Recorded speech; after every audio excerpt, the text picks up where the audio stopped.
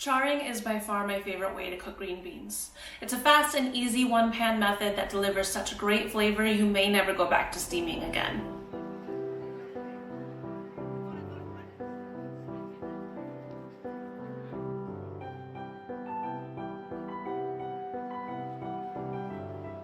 Green beans are a common seasonal ingredient that are healthy and easy to prepare.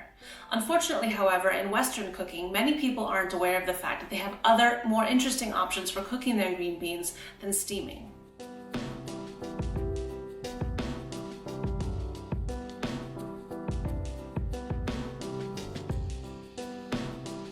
You can buy green beans in several different forms: canned, fresh, or frozen. For this recipe, fresh green beans are essential. If you can't find fresh green beans, well, you might want to just find something else to cook. Freezing and canning are two processes that affect the molecular structure of an ingredient. For some ingredients, that's no problem. For other ingredients, like green beans, the texture and mouthfeel of the green bean is going to be completely changed, which also means you need to change the way that you cook them.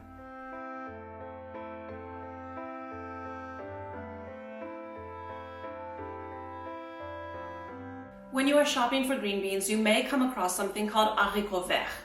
And haricot vert is literally just the French word for green bean. However, they often refer to smaller, more delicate green beans that are harvested early. In comparison, green beans that are harvested later in their growth tend to be more rustic, a little bit thicker and chewier. Both are good, but haricot vert are prized in French cooking for their more delicate texture and are generally considered to be a more elegant style of bean. You want to look for beans that have an even green color, feel firm in your hand, and give you that nice snap sound if you break it.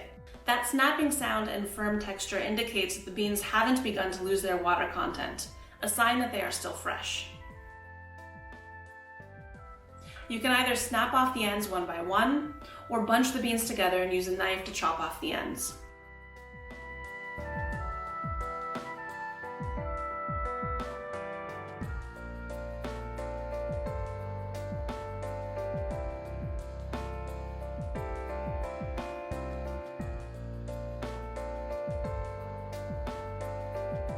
Charring the green beans is going to take advantage of the Maillard reaction, where we intensify and build up the flavor on the surface of the ingredient by browning it in a fat like oil or butter. This method can also be used for a variety of other vegetables, basically any vegetable that holds its shape well when it's cooked.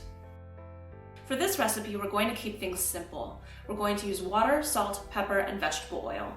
The beans are great just like this, but more importantly, it sets this recipe up as a versatile base. I'm going to toss mine with chopped cilantro, toasted pumpkin seeds, and lime zest to add some textural variety and bright citrus and herb notes to complement the flavor of the beans. We're going to give the beans a head start on cooking by lightly steaming them in the pan. Just a little bit of salt water will help to season the beans as well as ensure that they are evenly cooked by the time we are done.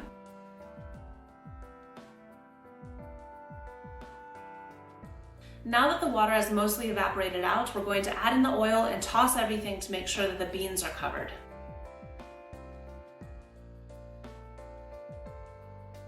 Once they are in the pan, we have to practice patience and leave them alone. This is always the hardest part of browning for me, waiting. For those first several minutes of browning, you need to leave the ingredients alone and do your best not to touch them. And you may notice that for that first round of browning, it takes several minutes before the ingredients actually start to take on color. Once you flip them over, however, the subsequent side should start to take on color faster. The beans are done when they are browned and blackened in places and their texture is firm but tender. You can either season them and serve them as is, or add in your garnishes and cook for another minute, which will help to release the flavor of those garnishes.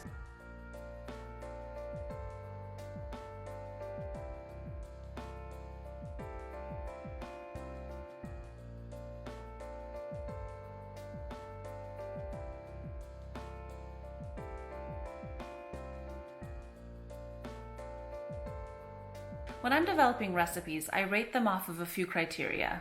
How easy is it to find the ingredients? How expensive will it be? How simple will it be to make it? And is it something that I can scale up for feeding large groups of people? So on these 4 criteria, here's how I would rate this dish.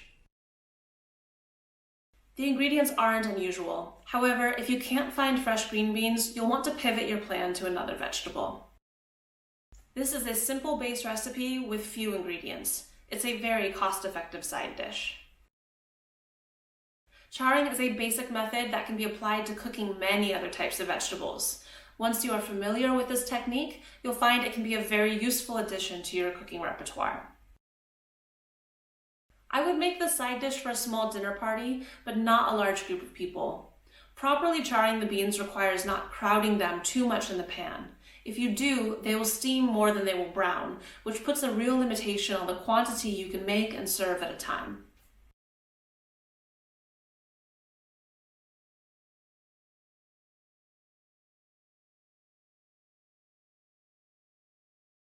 Hit like and subscribe for more recipes and videos, and I'll see you next time.